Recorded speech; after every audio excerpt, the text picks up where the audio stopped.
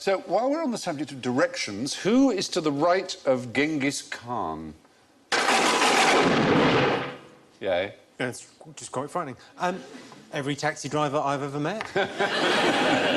Was this a dinner party? Girl, boy, Mrs. Khan. Mrs. Khan.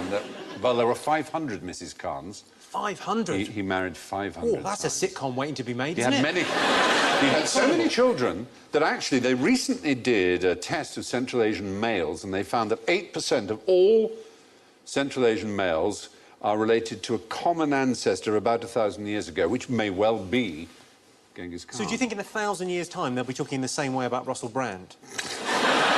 It's highly possible. I quite fancy that being one of 500. At least you'd only have to have sex with him every year and a half. That's true, but he might well have chopped your head off afterwards or something. He was rather violent, as you know. And in death, he was violent too, in a weird kind of way.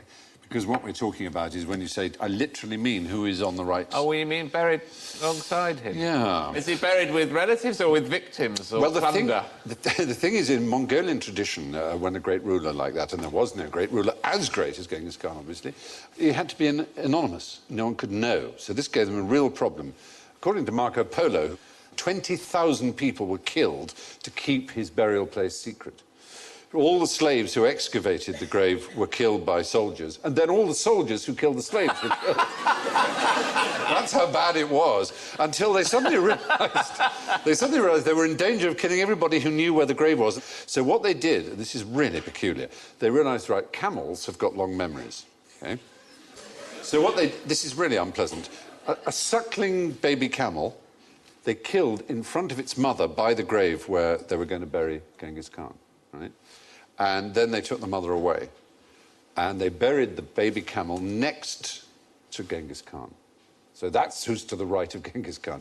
And every year... Oh, I was going to guess that. Every year, the camel would remember exactly where the grave was, because it knew exactly where its little baby was. It's very sad.